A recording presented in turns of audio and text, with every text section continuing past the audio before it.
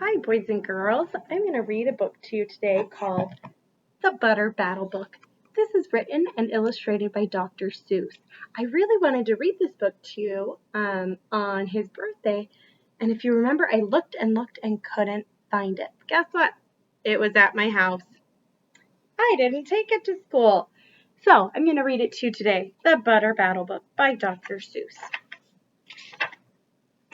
On the last day of summer, 10 hours before fall, my grandfather took me out to the wall. For a while he stood silent. Then finally he said, with a very sad shake of his very old head, "As you know, on this side of the wall we are Yooks. On the far other side of this wall live the Zooks." Then my grandfather said, "It's time that you knew of the terribly horrible thing that Zooks do. Every Zook house and every Zook town, every Zook eats his bread with the butter side down."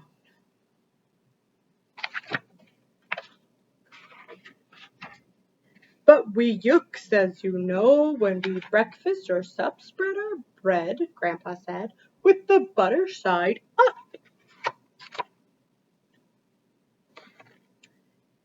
"That's the right way, the honest way." Grandpa gritted his teeth. "So you can't trust a Zook who spreads bread underneath. Every Zook must be watched. He has kinks in his soul. That's why as a youth I made watching my goal. Watching Zooks for the Zook watching Border Patrol. In those days, of course, the wall wasn't so high, and I could look any Zook straight in the eye. If he dared to come close, I could give him a twitch with my tufted, prickly snitchberry switch. For a while that worked fine. All the Zooks stayed away, and our country was safe. Then, one terrible day, a very rude Zook by the name of Van Itch snuck up and slingshotted my snickberry switch.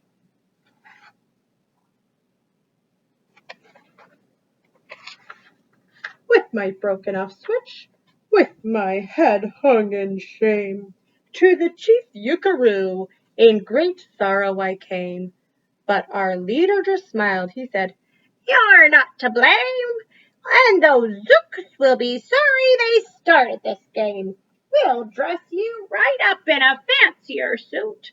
We'll give you a fancier slingshot to shoot." And he ordered the boys in the back room to figure out how to build me some sort of a triple sling jigger.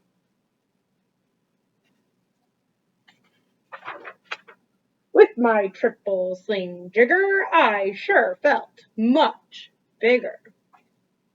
I marched to the wall with great vim and great vigor, right up to Van Itch with my hand on the trigger. "I'll have no more nonsense," I said with a frown, "from Zooks who eat bread with their butter side down."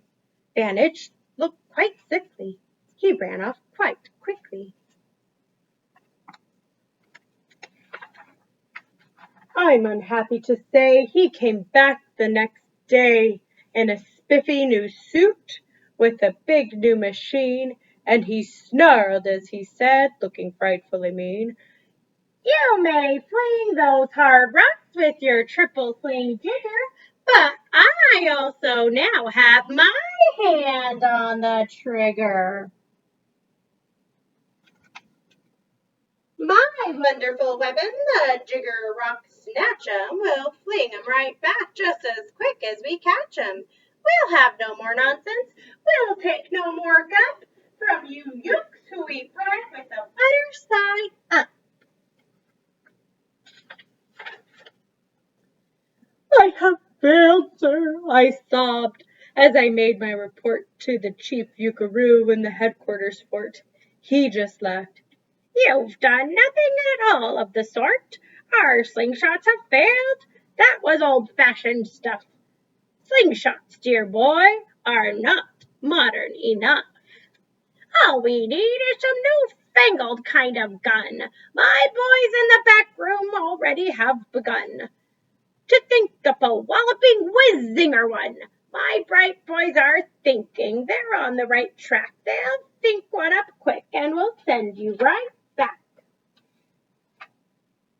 They thought up a great one, they certainly did. They thought up a gun called the Kickaboo Kid, which they loaded with powerful puadoo powder and ants' eggs and bees' legs and dried fried clam chowder, and they carefully trained a real smart dog named Daniel to serve as our country's first gun-toting spaniel.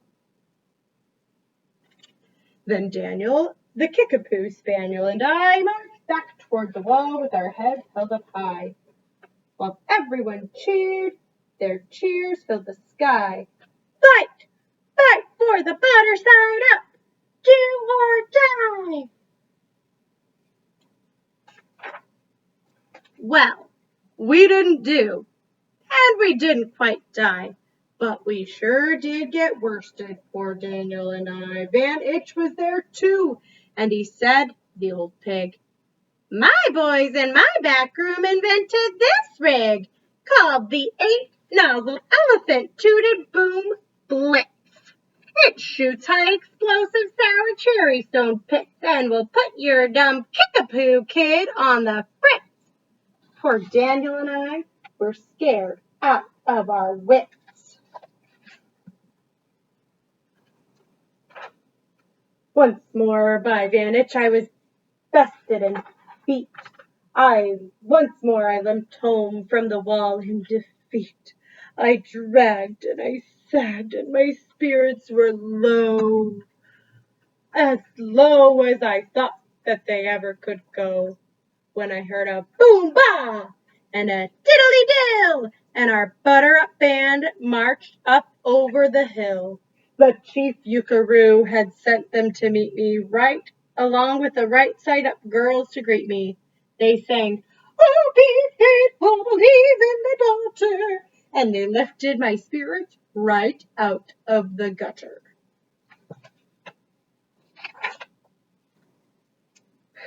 My boy, smiled the chief Yukaroo, we've just voted and made you a general. You've been promoted.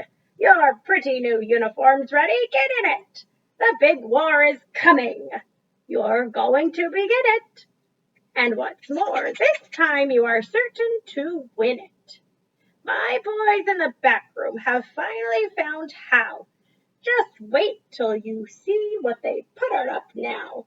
In their great new machine, you'll fly over that wall and cobbler those buttered down zooks, one and all.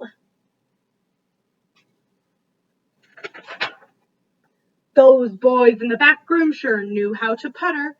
They made me a thing called the utterly sputter, and I jumped aboard with my heart all a flutter and steered toward the land of the upside down butter.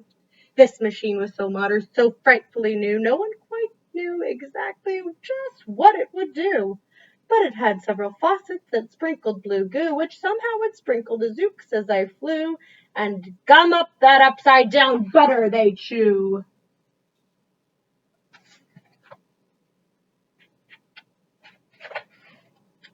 I was racing pell-mell when I heard a voice yell, if you sprinkle our zooks, you'll get sprinkled as well. Van Itch had a sputter exactly like mine, and he yelled, my blue gooer is working just fine. And I'm here to say that if yooks can goo zooks, you'd better forget it, 'cause zooks can goo yooks. I flew right back home, and as you may have guessed, I was downright despondent, disturbed, and depressed. And I saw just as soon as I stepped back on land, so were all of the girls of the Butter Up Band, the chief drum majorette. Ms. Yuki and Sue said, "That was a pretty sour flight that you flew, and the chief Yukaroo has been looking for you."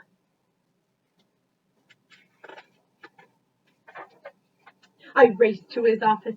The place was a sight. "Have no fear," said the chief. "Everything is all right." Oh, I'm sorry. I'm using the wrong voice. Let me try that again. "Have no fear," said the chief. "Everything is all right. My bright backroom boys have been brighter than bright. They've thought up a gadget that's newer than new. It is filled with mysterious moo-like-a-moo and can blow all those zooks clear to Salamagoo. They've invented the Bitsy Big Boy Boomeroo.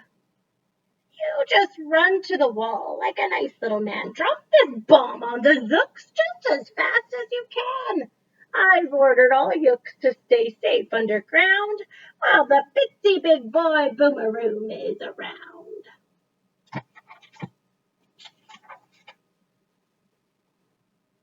As I raced for that wall with the bomb in my hand, I noticed that every last yook in our land was obeying our chief Yukaroo's grim command. They were all bravely marching with banners of flutter down a hole for their country and right side up butter. That's when Grandfather found me. He grabbed me. He said, "You should be down that hole, and you're up here instead. But perhaps this is all for the better. Somehow you will see me make history right here and right now." So that little boy was supposed to go hiding, but the grandfather told him this whole story. Grandpa leapt up that wall with a lopulous leap, and he cleared his hoarse throat with a bopulous beep. He screamed, "Here's the end of that terrible town full of zooks who eat bread with the butter side down."